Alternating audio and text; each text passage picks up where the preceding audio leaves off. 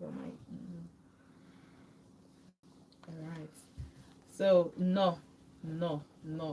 So table Monday every time Commander Rejoice na studio so someone ya bụ ife nọ ka anyị rụtụkwa aka n'ihe gbasara okporo ọnụ ụzọ ka anyị rụtụkwa aka otu ọ ga-esi wee dịrị anyị mfe ị na-aga n'okporo ọnụ ụzọ ka anyị rụtụ aka otu anyị ga-esi wee gaa nnata ọ bụrụ anyị sicha ndị ezinụlọ anyị na anyị na-abịa apụtazie mgbe oge nnata ga-eru akọba akụkọ ọ bụrụ akụkọ no.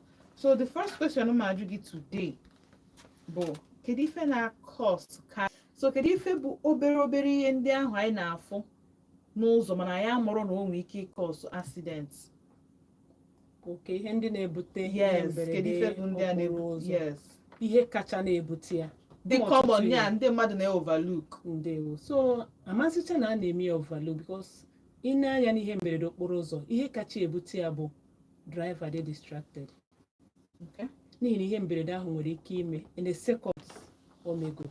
And most of the accidents ị na-afụ n'ụzọ na-abụ sọ dị moto ofu onye dị involved ọ bụrụ na ya na moto sukọrọ ọnụ ị just efụta moto onwe ihe mberede okporo ụzọ ndị mmadụ anwụ to the extent of ndị mmadụ enwụ like the one that happened yesterday afternoon around UNTH side ofu moto dị involved and mmadụ nwụrụ na ya. Kedu ihe na-akpụta ya?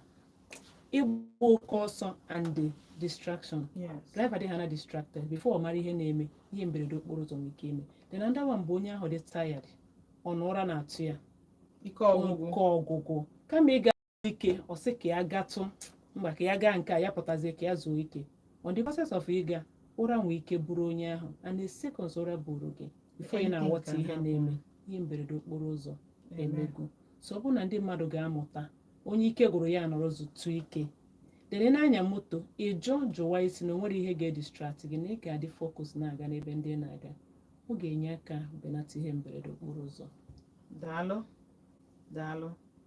tupu anyị gaa n'ihu achọrọ m ka m mee ka unu mata na anyị nọ na YouTube live anyị nọ live on YouTube and site na YouTube channel bụ Vote Odenigbo ịtaịpụ na arụ Vote Odenigbo ije na YouTube gị ịpịa ya o mepelu gị ebe ị ga-asachi Vote VOLT Odenigbo yes ifu our DP ọ ga na-acha red ihe okirikiri red ga-agbanya just imepụkwa na alụ lead gị straight into the studio ka iso anyị ịmagonu join anyị n'ife anyị na-eme n'ụbọchị nke taa ị na-egelụkwanụ ị na-afụkwanụ n'anya ka a na-aga na ya bụ ubi ka ọ ka na-acha. Alright, na-asị gị daalụ ka iso esonyere anyị ebe ọbụla ị nọ na-ege m ntị. Nke ịbụọ m ga-ajụ gị Commander bụ kedu ka a ga-esi improve road for pedestrians ma ndị ọkada ma human being ya bụ mmadụ ibe m dịka mụ na gị ndị ji Legedis Benz ndị Legedis ndị ọkada na ndị drivers shuttle bus ịmagon ma ndị long buses a ụmụ ya na-akpị ya yes ndewo so ọ bụ eziokwu na anyị erubeghị ebe ahụ Nigeria we are still coming we are coming up because ọ bụrụ na ebe ụfọdụ mepere emepe a na-enwe ụzọ iche for ndị ji ụkwụ aga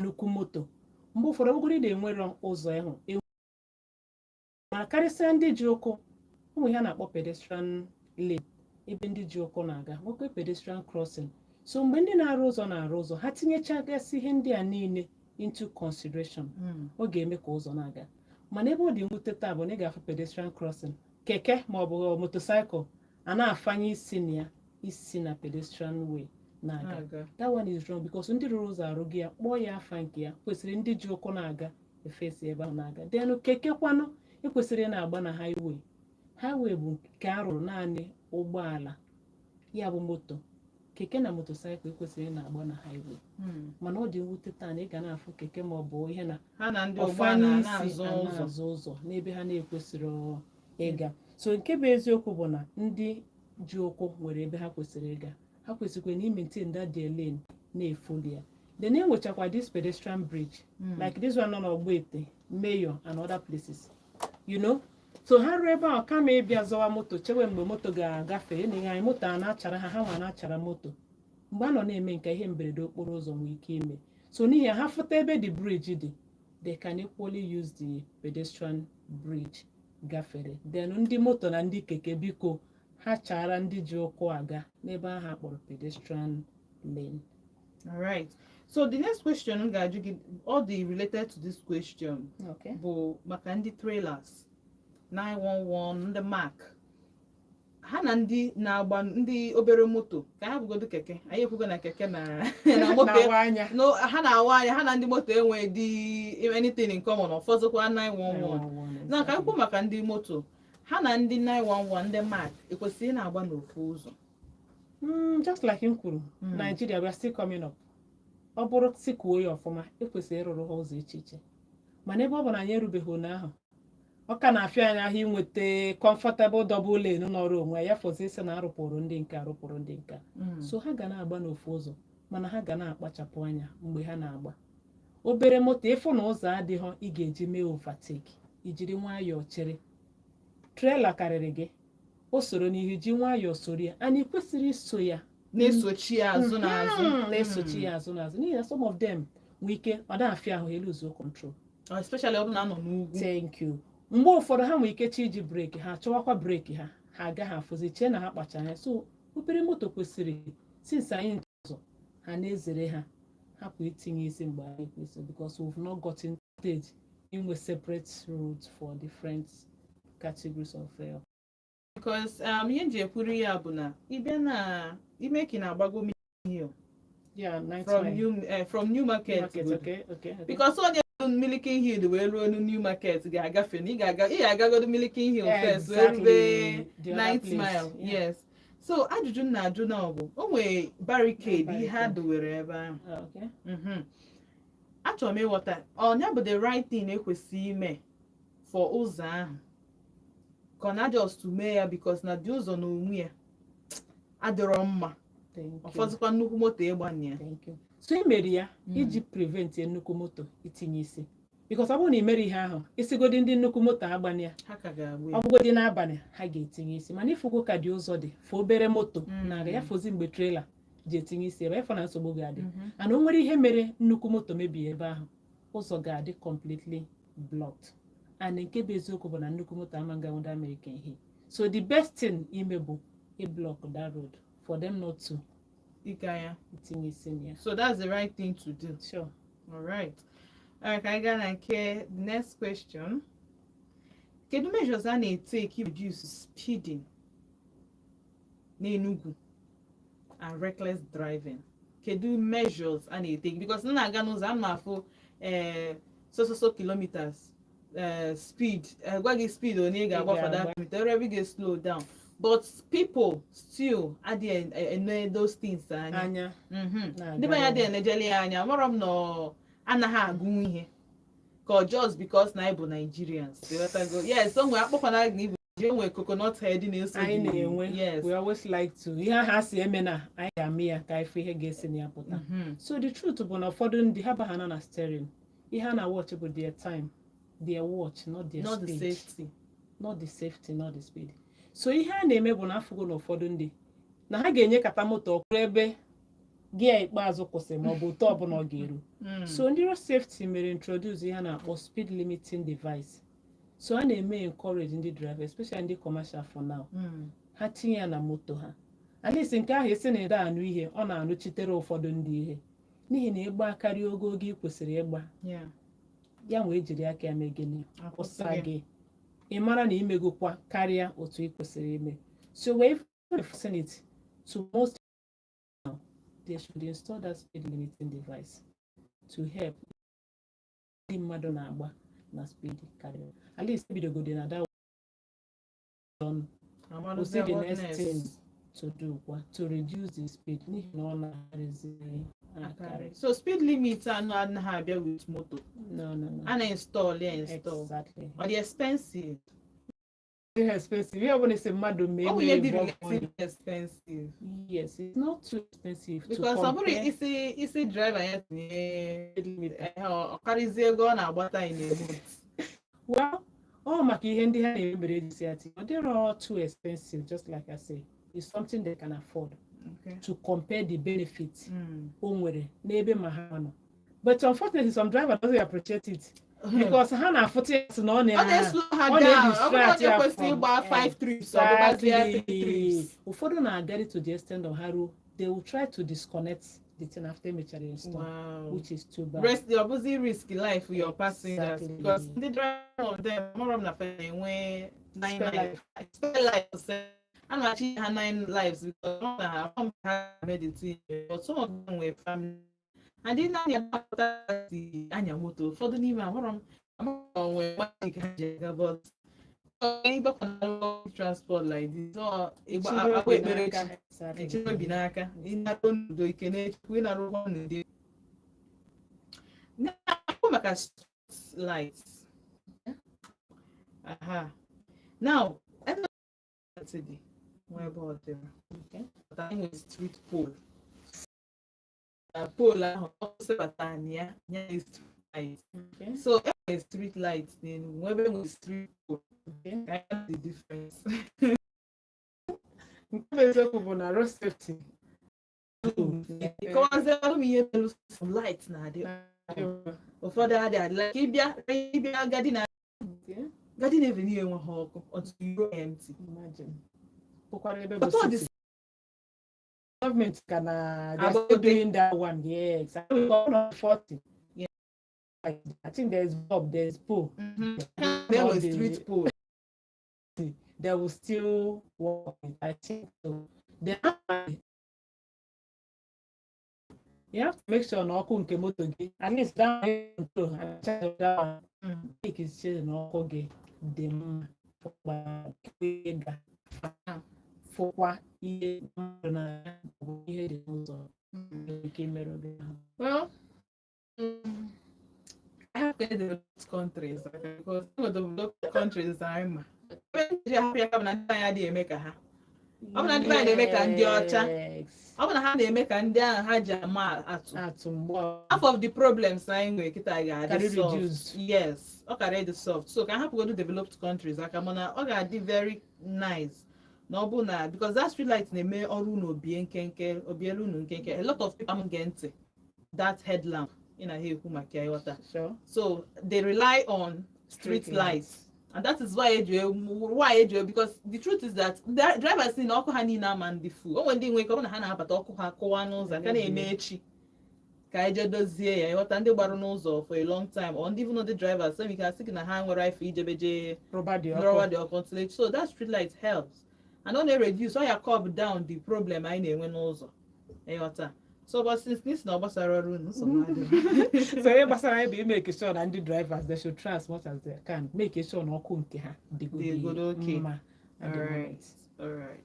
Okay, so memepe phone line kita ọ bụ inwe questions ọ bụ inwe like the last time ha bịa o nwere some complaints nụrụ ebe ọ bụ na solve be of course this is another medium another time inwe case ha na ijekwalo n'isi apụtalo ịghọtago nekwa ka isi wee je ka anyị mara ebe nya bụ mmiri si wee baa opi ụgbọgụrụ. Yes, so kpọọ na 07060485853 ma kpọọ na 0915-570-8347. Hello, good ka ime ka afọ gị na-ebe isi akpọ m. Good evening, Maazị. Daalụ sọ gaa n'iru wita ajụjụ gị ma ihe ịchọ ikwu. Okay.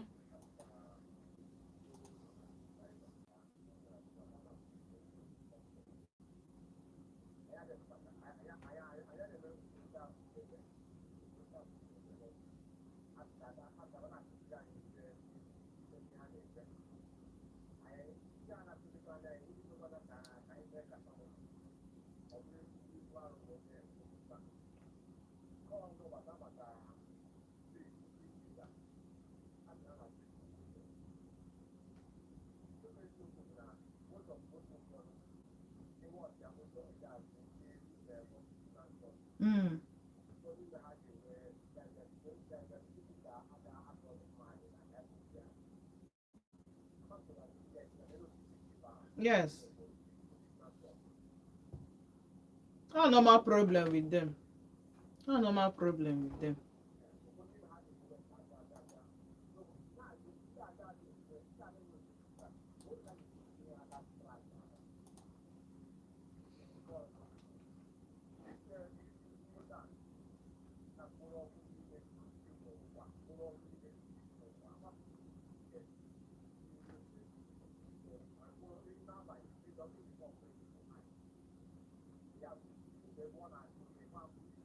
A man for the motor.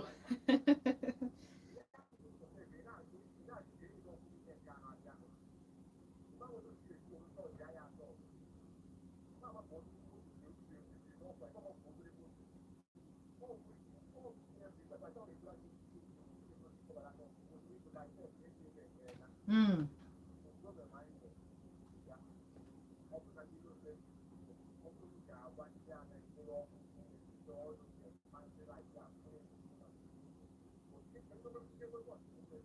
Mm. Mandi keke self.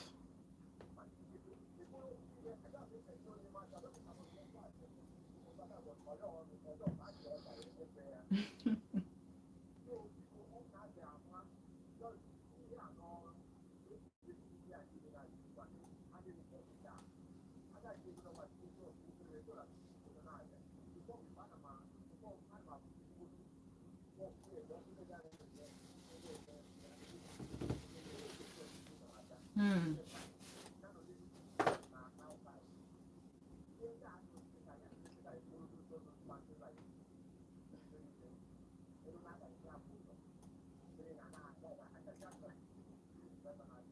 Mm.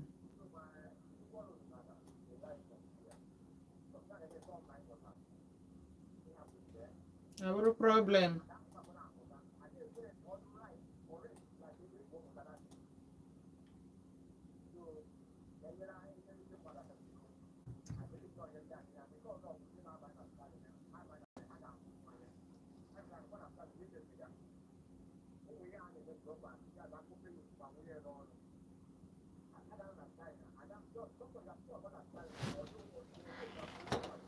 Mm.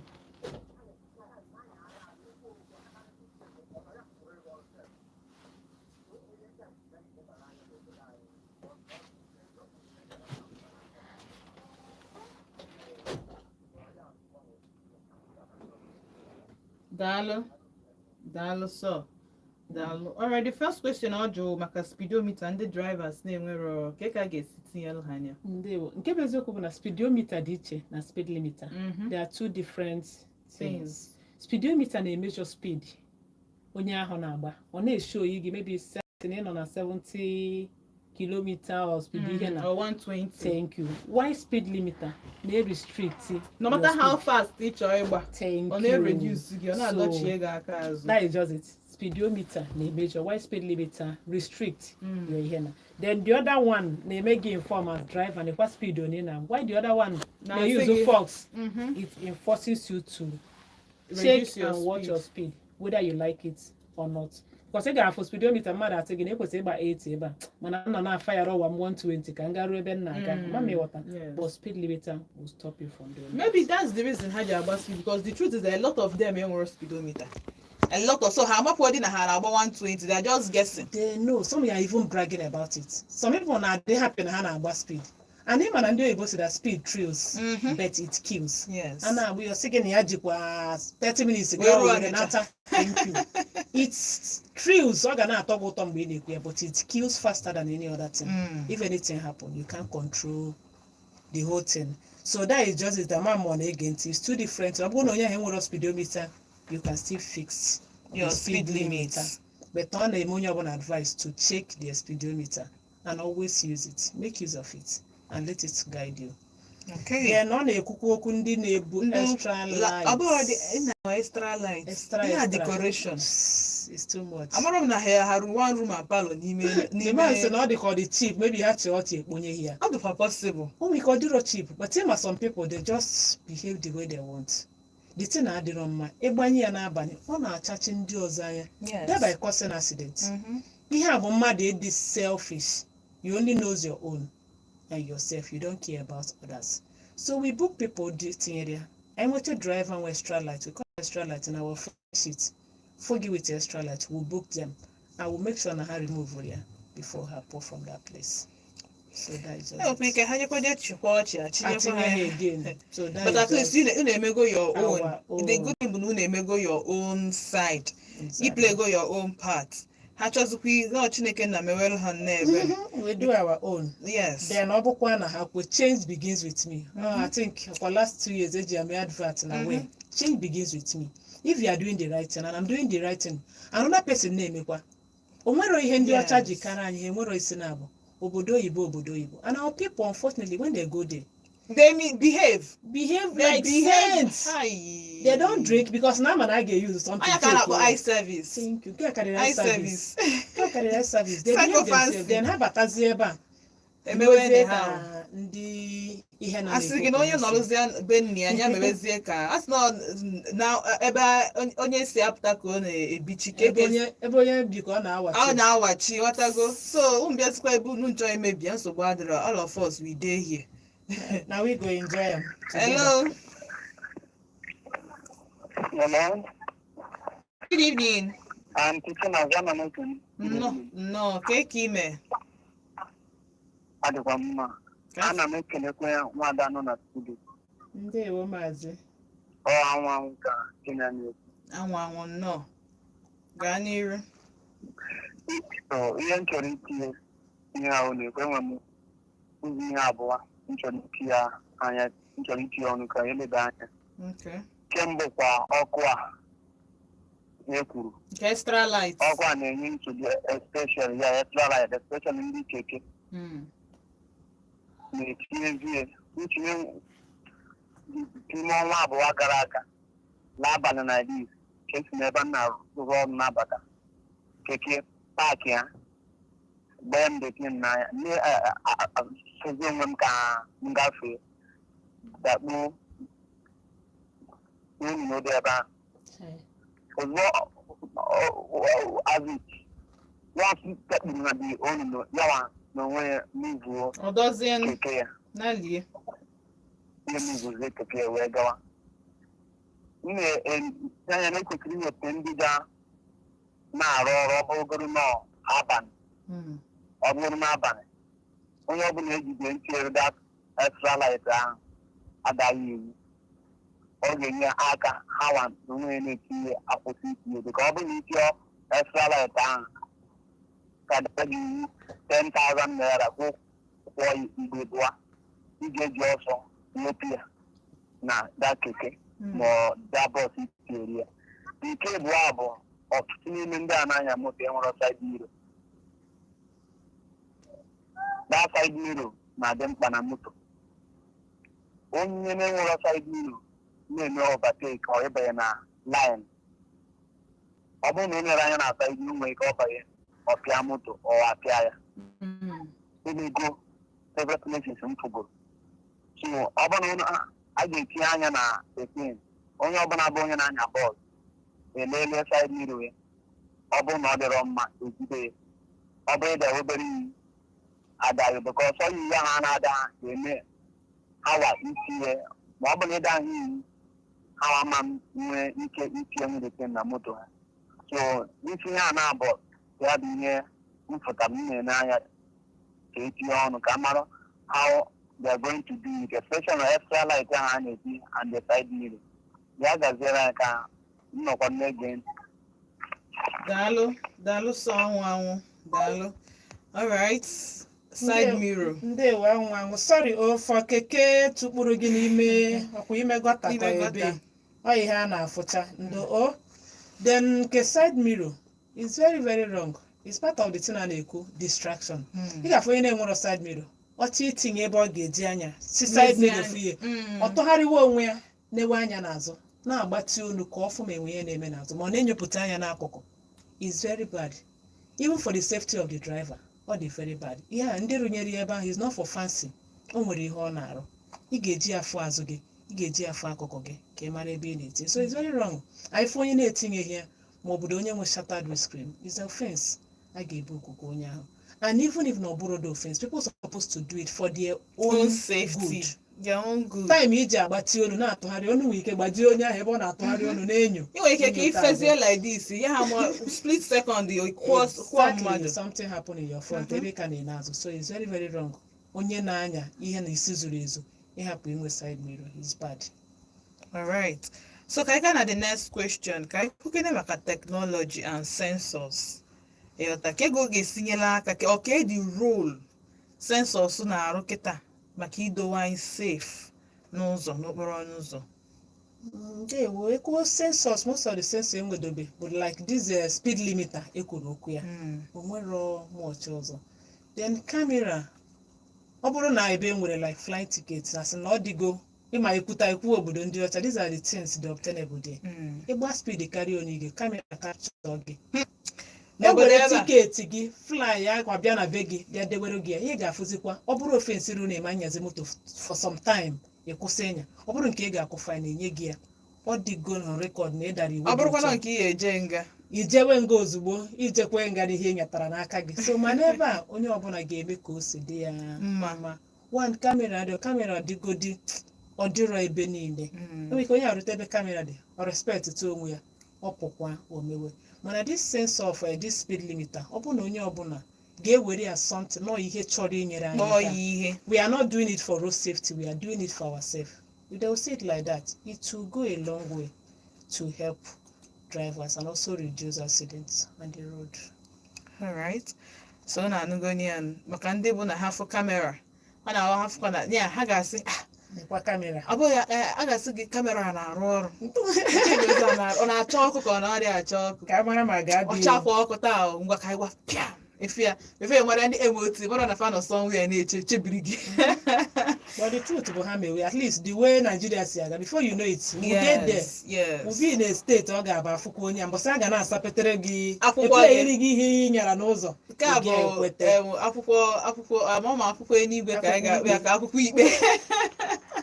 Alright, so ka anyị dị careful because anyị na-ekwu okwu technology, anyị na-ekwu okwu Nigeria dị mma, anyị na-ekwu okwu ntamimo. Asịkwa anyị keep this rule, I ga-adị patient enough to do it. The little thing ahụ, the little ones ahụ anyị ga-eme. Yeah, anyị ga-emenwukwu ya. Because it's one thing to wish for something and it's another thing to make sure that when your wish na emere approve or na anabata ya idowe nwuo ya iwu ahụ nwee ndidi ịma na your 3-bedroom flat or bungalow mana one room ibinye maintain exactly. You understand? So all the very important. All right, so the next question nke a bụ nke na-afịa. Yes, this next question nke na-afịa maka educating drivers. Mama ga-anụkwa. Okay, so ka a ga-esi ekuzie ha ka na onwe ndị bụ na ha amaghị na ọkụ na-acha red, ha amaghị na ọ na-acha orange, they know when to cross. Ị ga-anọzi na-eti main road, moto egbuo gị epe gị nwa agbagharịbazie moto echabara gị n'ụzọ bifo mara ya sị na-akụtuo mmadụ. So ma pedestrian ma drivers so ma ndị ọkada ka a ga-esi ekuziela ha educate her about safety dị n'ụzọ. Well, this one now I know one of the ụzọ is educate. At least you agree with me. Most of them, the driver, for the thing it's a radio na motor. Yes. I think the first caller were driver. Thank you. Can you hear Hannah? Before na be tinye radio. So at least when we had this opportunity, and I am waiting for one of the tea because ne for Hananya and try to for them to be safe. Hannah is one of the way we educate them through radio program, through TV program. And I got one at parks. When we had early morning safety cry. Every day you see road safety in a park. Okay, her name in a park or also to sensitize, enlighten through words or flyers. Words, flyers, that is just it, flyers. And the way we'll talk to them, we'll gather the drivers. Patient enough. Ụfọdụ na-egekwe n'ọkwa pay attention. Hey, ihe unu na-ekwu maka ha anyị ga-eme. Hey, nna unu na-agbani anyị ga-eme ya. Onye ahụ pụzie. Omume. Thank you. Ịnụ ada afịa ha ahụ. Anyị na-ekwu ha na-anụkwa mana ọzọ omume bụ ebe ọ fịara ahụ. Ị ga-afụ onye ga-agwachakwa chenji ịnụta ya ga-egote taya dị mma. Nekwa side mirror anaghị ekwu okwu ya. Nekwe seat belt, at least ada egoro seat belt ego. Onye ahụ pụọ n'ụzọ jiri nwa ya ịrọsị gị na ọ na-ekedo ya ma ọ na-edistract ya. wepụ seatbelt. Can pick a caller? Hello? Hello, Chinazo. Good evening. Good evening. Kekime. Adị mma. Ka afọ gị na ebe isi akpa anyị. Eze nwata na-akpọ esi mainland. Eze nwata no. Eze nwata from mainland. Ana m ekele ya guest. Daalụ. Road safety. Biko okwu ya na ya ka ọ kọrọ anyị ọrụ nke maka o nwere ihe ịjụ ya.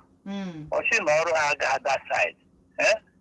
Maka ọ na-awụ sọ ma polisi ma ndị na-echeki akwụkwọ na ihe ahụ niile ha na-echeki erika ka ọ kọrọ anyị nke bụ ọrụ ndị road safety at the road ka onye nawaghị nke ma abụrụ ihe ọ ga-agwa anyị nkịta iwee chalenji bụ onye ahụ biko ọ gwụchakwa ihe m chọrọ ịjụ. Okay, ngwan. Daalụ sọ, ngwan. Ndewo maazị, nke bụ eziokwu bụ na ọrụ ihe gbasara nchekwa n'okporo ụzọ abụrụ ihe a na-ahapụrụ ofu. Then road safety ga-ajụkwa gị driver's license iru ejiri ha. Then police nwere ike ịjụ gị akwụkwọ moto gị. Road safety can do that. O nwere onye iwu ji na o mere otu ahụ. So the truth of the matter bụ onye mara iwu ya adana ya. Onye jụrụ gị dị iwu abụrụ ebe ka mkpa. Ma onye si gị ada n'iwu ahụ abụrụ ya ma ha na-aghọta ihe nna ekwu. N'ihi na ụfọdụ ndị ga-abụ ejiro driver's license polisi kwụsị ajụ ha gwa gị polisi is it your duty to ask me for my driver's license. So do the right thing. Onwegodoro onye jụrụ gị ya you give it to that person. Now, onwe ihe mere ihe ọjọọ mere na mmadụ ejighị driver's license ya na moto but ọ dị willing iweta gị from ebe ọ dị. Now, o nwere ụjọ onye ahụ. Even in our offense sheet, you have 24 hours to provide it. Okay. Hello. Hello. Good evening. Yeah, Kekime. Gaa n'iru. Biko enyi ikpe ọzọ na-ediscover amambido safety ịma nke bụ eziokwu na n'ofe ebe eburu moto ajakwute na checking point ebe ụlọ nọ na-arụ ọrụ. Most of drivers ga-anọ na steering na-apụ phone na-efe ndị nọmba ama m kwenyere echichi gị maybe na highway erutebe n'ebe ndị amị nọ akọtụ phone ma ebe ndị akọtụ phone.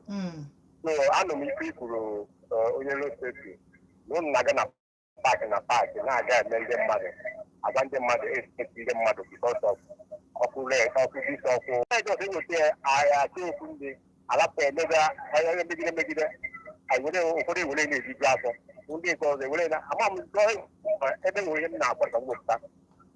So ọ bụ na ihe ndị a ha na ọ dị m ime ka anyị dị ka ndị ọzọ anyị mee ka ihe ahụ bụrụ ka anyị masta awa life. Ndị a na-anọ na stadium na-apị fon masta awa life.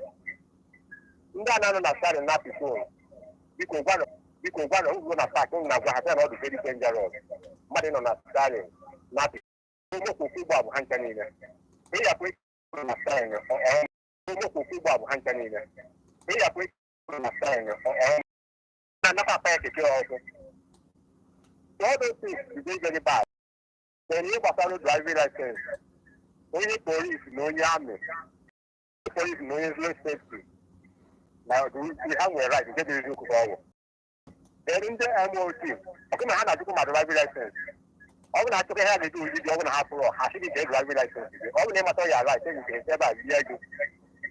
So all those things na awụ bọọlụ ma anyị nwere n'obodo anyị odika akụrụ ya bụrụ sị ya abụọ ịbụọ ọ bụ na ha anakwa mgba anaghị esikwu nna ka tupu na-enyere anyị amara isi ike n'ọrụ ụlọ. Daalụ. Daalụ. Ndewo nwoke kwuru okwu anyị jara gị mma n'ihi na kwuru okwu dị mma okwu ome ihe ga-emekwa ihe dị ya mma n'ihi na ndị Igbo si asị nwaanyị tezie ofe o tezie ya na ọnụ ga-adịkwa ya ụtọ. Ị na-aga n'ụzọ na-apị fon na-eyi uzu fon ada na iji ya na-ese ndị meseji na ị na-acha achọ na iji ya na-eme sefin those kind thing ịma na ọ na-edistract gị n'ihi na ọ ya emekwe iwe nie anya and most people enwere ike fon ama nkwu okwu n'ọnya maka a na-apị mgbe asidenti niile n'ihi ụfọdụ asidenti ga-eme o mechego before abịa for rescue. Ịfụ na ofu onye ji ọsọ n'anya moto jee kpọdo isi somewhere aida na onye a nwụrụ na o merụrụ ahụ gịnị na-eme is distraction na-abịakarị through phone. So ọ dị wrong. Anyị na-agwa ha the only thing anyị ma bụ na onye a gwara ya nụrụ for his or her own life ọ bụrụ nke anyị, and we cannot be everywhere at the same time. Ma ọ bụ na-agba n'ụzọ na-eso moto na-achọ onye na-aza fon onye na-ada aza. Even anyị nwa anyị na-ada afụkwa ife onye ji speed gbafere na-aza fon, but the truth of the matter bụ na ọ dị wrong, and them they know. Alright, anyị na-ekwu okwu seat belt. Isi na inweta seat belt bụ for free. Seat belt? Also moto abịa na. What if onye seat belt ya mebiri emebi o je rụọ ya, right? Mechanic bụ ya na-arụ ya. Sure, you can fix it. Okay. Just like akwa gị zip maybe or you can go and fix it. Maka ndị ya sị na seat belt mebi ọ dịka a na-eje Kotonu eje egote ya bụ ụfọdụ seat nwere ike belt. ọsị gị na just ka ya na-apụta kịta ka ọ dọbiri kịta ha oke na-afụkwa ihe na otego. Ọ bụ otu a ka accident ya chi ime ọkịta ọ just na-ele gị anya ọ na-eme ghọta. So kun dị careful ka uche unu dị ya. Alright, hello. Hello? Good evening. Mgbede ọma. Ka ime? Ọ dị mma ọtọntọrọ nation presidential akpọ. Gaa n'iru. No. Okay, o nwere ihe na-abụ m kwuru ebe a nchọ iti egodo. Nke mbụ bụ ihe gbasara nke o nwere ihe nkwute maka side mirror. Na mmadụ ga-enwere side mirror na-enekwa anya n'azụ. Onye ahụ nwere side mirror na-ene anya n'azụ bụ a na-amụ ya amụ. Ịghọta? O nwere ndị gara ya bụ na onye ahụ ọmụọ moto ọfụma, because onye mụta moto ọfụma o kwesịghị onwe side mirror o kwesịghị dị na-ene anya n'azụ, just mmiri aka ọ ga na-ene anya ihe nchọ n'anya na-eto na-ene nchọ na-eto. Na ọ na-ene anya n'azụ bụ na ọ maghị ka ọ ga-echi yuzo that mirror, because onwe ya na-ede na mirror object in the mirror is closer than it appear. Ọma leading the sign, ọma mma ma ọ rugo ebe ọ ga-akọt ọhịa na ọma ya ọhịa ma o ji enere anya n'azụ. Na o kwesịrị fa na-echi mmadụ driving license eme anya test all those things sị gị ngwa gị paakị ọbụta si n'anya n'azụ ebe dị ụta ama na ya ọfụma ịghọta. Adakwa ọzọ na nke gbasara ihe na a na-eji isi ya eziokwu n'anya na obodo anyị ihe anyị na-emekwa ọdịdị mmekwu na anyị na-apratisi ihe anyị na-alụgogo ụfọdụ, mana ihe nso na-eme ya bụ na ọ nkwe ka a ga-esite ya isi na mmadụ ama mbitu trafik light ya ọsọ gị bụrụ. Ọ bụrụ na a na-abịa n'ebe ahụ enwere trafik light na ọ bụrụ na o nwere ihe ibu ihe aja ede emechi n'elu odu nke ga-abụ nke ya na-acha light ihe igwe ahụ agbadata moto chie gafe ọkọ moto ifu na mmadụ ama ntinye isi nke ọ bụla chara giri na ọgbagoro onwe ya ụdị ihe ahụ tinyecha na efiriwe alọ ya ọ ga na-awọk together with ọka ahụ na-acha ọ kụchagiri na ọgba gị moto agafee ma ndị ji ụkwụ ga na-achọ onwe ha emerụta ahịa onwe otu ka ị ga-esita isi pịawa ihe igwe ahụ ya ka nsike nkwụ. Alright, daalụ sọ, daalụ.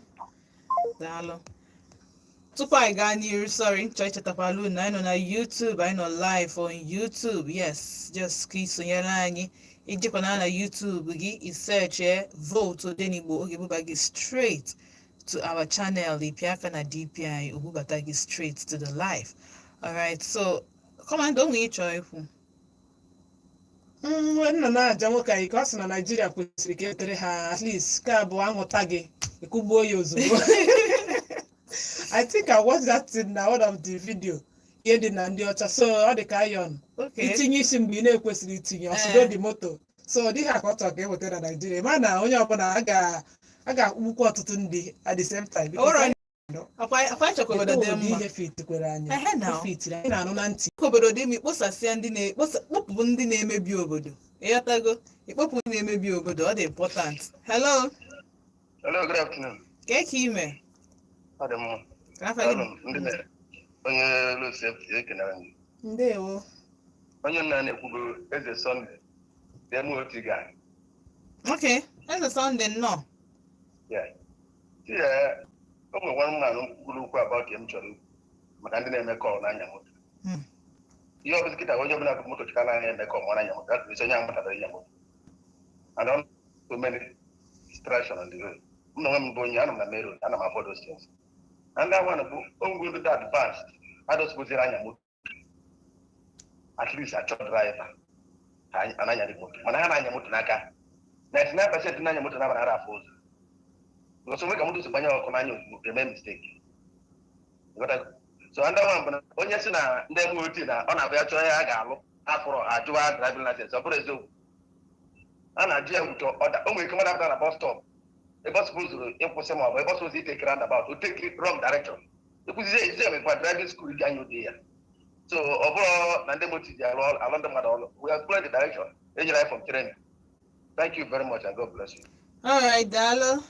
So somebody I beg you preach telling the MOT go have people for here high but it's true. Oh, we get senior moto. Oh, we get see me as soon as super guys. Oh, you driver's license exactly. Yes. I don't know jog here. Yes. Even when you're not body uniform person never gas again you with driver's license. Or the possible exactly.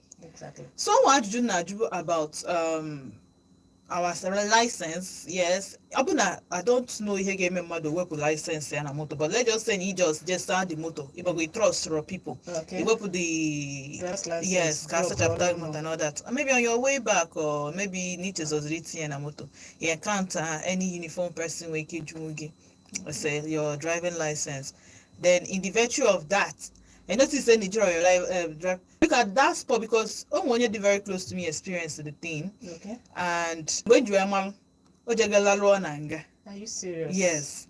Not as the next day. Okay. Now cause them the thing. You got to go. Okay. And that or your ankle.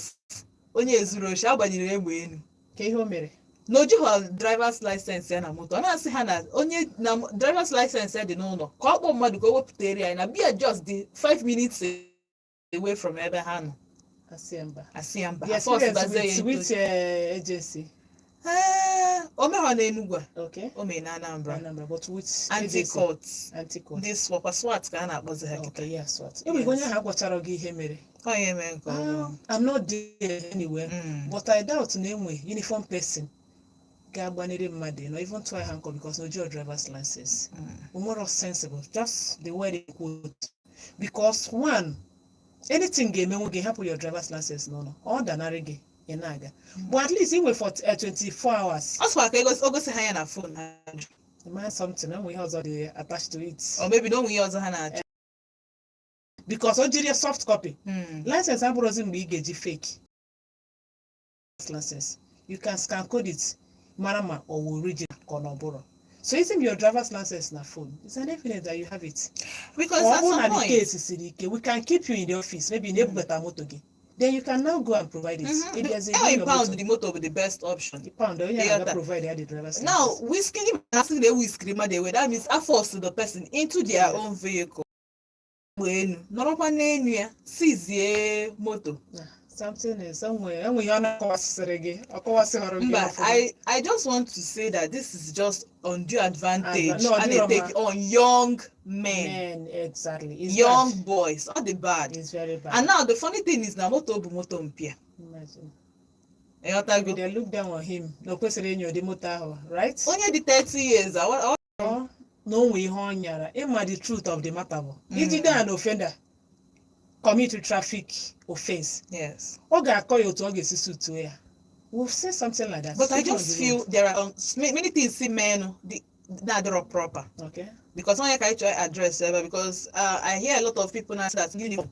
A friend of mine just hang from the uniform because of experience when we go na which no bronya one at 40 here career wabuna had the educated or civilized like him about that particular situation. On here career status whether na station or there. You understand? Like if what's the person into your any has to go on the phone here. You go see here. Or the no okay with take here. Ijo. Agbani moto ka abron no people were there. Yes, see what happened. Yes, I don't know a popular junction. It's wrong. Very, very wrong. That is the truth. It's very wrong. Because even people now see driver's license. Now I wonder are you really sure they may educate on when and how ask for driver's license? I don't know general soft copy and educate that now only reform in when a soft copy. You understand? You're supposed to have it, but in a situation I have the soft copy. At least there's evidence to show name of the driver's license. It's enough for that moment. The name was in your committee. They didn't actually confiscate the driver's license. They will give you time to go and get it. iwetezie ya Idebazie. and confiscate the thing, iburu moto gị nawa pending mgbe ị kwụrụ ụgwọ. N'ihi na onye nwere valid driver's license of 5 years or 3 years cannot leave it no face of 3, 6, even 10,000. You can't leave it considering the stress ị ga-enwe n'ịgbata your driver's license. So ọ bụrụ na emere ya intimidate n'ụzọ, is very wrong. O nwere onye isi dị mma ga-support. Because echi na-asị It can be anybody. yes, echi na-asị uniform men. Thank you. Youth anyị na-agbapụ na Nigeria na-asị Na-agba ọsọ na a na-emegide ha. Exactly. Ọ ka anyị na-echeki ya because ọ na-adị mma ọ nakọtakwa akpọ these people esitkwa ha da educate goto anyị si abịakwa na redio akpọkwa ha ndị isi ha akpọkwa asị na-ekwe ifu njinọrọ ebe a na-ekwe ka kwesị isi na-eme onye emere ihe you don't need to as much as your self for resounding slaps and people witness the even handcuff yourself the mark they there. Then So at the end they're able to settle, right? settled it. He said he slept there. He did not pay them anything. But him got the discomfort of not doing anything. When I hear young people say this country no one do anything for them, this and that, on a yes, on a with them as a media person, you understand? Because we actually speak if you people are trying, then there was a particular group of people decided it may be all the hard work. Yes, Adirom son enwe police maọbụ onye si na police ga-achọ ime people ha address ọ sị ha iruo n'ụzọ intimidate people. Nobody will do it. But the truth bụ na enwere in every 12 a ga-enwenata Judas, you know, people that like maybe you made exchange of way or something, you can't insult me, you take it ya personal, but when really sensible policeman or army road safety ga-ejide mmadụ n'ụzọ mee ya intimidate. We don't do that. Wear your driver's license. You know, for that man, okay, we'll give you 24 hours. Go and get it. Even soft copy. We can verify it. Can you do with I guess this is what here, right? Yes. Okay. It's in you and you can provide this, even the soft copy. If you provide the soft copy, we'll see it. But the difference is that confiscate your driver's license, will not impound your car till you settle your fine for the offense committee. You see the difference now. The top need the original, we can confiscate that one. Ibrumo to Gigaba. Make a payment at your convenient time. No one that you will not commit any offense. So the top need photocopy. Your motor will be impounded till you settle your. So Konya will stop and search. Oh, stop and ask. Mama All right. So I don't know what to get back. I got how many people try it by anyway, but I just man I get pick probably not just one more call. I even like entertain who one more call. No, where I joined a lot of people like the last time. Oh, you can license, not the digitalized. Yeah. Hello. Hello. Good evening. Good evening. Okay, Kime. Ka afọ gị na-ebe isi akpọ anyị? Starboy nnọọ. Gaa n'iru. Anọ m akụkọ gị. O kwesịrị nnọkwalụ pụta ihe ndị keke na-anya wisi ndị bọs. Sometimes a na-agba ụzọ na-abụrụ aka ha. A na-agba ụzọ na-abụrụ aka. Sometimes agba ụzọ ebe ọkpa na-aga, ebe ndị ji ọkpa na-aga, ya na ndị ji ọkpa na-azụkwa ụzọ. Sometimes agba ụzọ ebe na-abụrụ aka polisi anaghị n'aka azụ, polisi ekwesịghị na n'aka azụ. Hello? Anyị na-anụ ide, ị na-ajụ anyị ajụ? Ị na-ajụ anyị ajụ na polisi ekwesịghị na n'aka azụ? Polisi ekwesịghị na-alapụ a na-agba lọngụ ụzọ ebe na-abụrụ aka ha. Gaa n'iru, anyị na-anụ ị na-ekwu. All right, amara m na rhetorical question, amara m na an actual question ka ị na-ajụ. Ọ nọ na-eme contribution, ọ sị na ekwesịghị na-ahapụ ha ka ha na-agba dị ụzọ gbadakọta sị na polisi ekwesịrị na-agba aka rhetoric question. My brother, ọ bụ na ị mara na ị dị confused ha ekwesịghị ịghọta ife niile na Nigeria nwere usoro mana ịmago ọ dịgo ka ọ ga-adị. Ọ dịgo ka ọ ga-adị. Okay, so now bụ my last call for today and ọ bụ na o nwere one or two things each or it's line Okay, you were saying something before the call. came in. Gata. Okay. Somebody in Ajuma driver's license or the digital Lies. Yes. The answer is yes. Okay. Our driver's license is recognized even outside the country. Oh. US, everywhere. So onye mụ driving na Nigeria. Ijezi obodo oyibo kịta, you need as if ime driving school. No. Our own system na nke ha dị iche. At least you pass, but driver's license go dị. Iji dị ya. Like onye ji OND abi ND. Come ibido from year one, you can Start enter from direct entry second year. That is how it is. They recognize driver's license because some bụrụzi mgbe ahụ a na-eji dagbo. Onye si azụ ụlọ kọta ofu ihe. Now you must go through the process. You may process, make capturing and thumbprints. Your license are go na system. O nwere barcode, you can scan it anywhere. Ịma ndị ọcha ejiri ihe nọ na system egwu. No. Mana mgbe ahụ license, onye ga-asị, enwe m ejekwara na road safety nweta ya ka ekwana ebe ọ dị na system is nowhere to be found. But now, enwego digitalized driver's license with database where you can search for it. You don't go anywhere. Deploy internationally recognized. Thank you so much. At least, anyị agbagotego na nke ahụ. Anyị agbagotego kama na ndị be anyị na-emebikwanela anyị nke a. No, they can't spoil it because ije kwụta nke na-abụrụ iru ebe ahụ it will not show no matter how smart if you're in but ọ bụrụ original is original. Then so onye ọbụla chọrọ inweta original driver's license ga-enwe ndidi ga through the process. Mana ọ bụkwara nke a ga-anọ n'ụlọ sị gị don't worry. Nọrọ na be gị m ga-ewetara gị n'idi ha ịta afụfụ. That one na-abụchakwa ya. Unless ọ bụrụ na ị nwebugo driver's license na system, you can do bypass. The one you need the legacy capturing again. But you only remember for the first time. Mother say, no stress yourself. I will do it and bring for you. Or guy carry go here. It's fake. Don't take it. It won't take you anywhere. All right.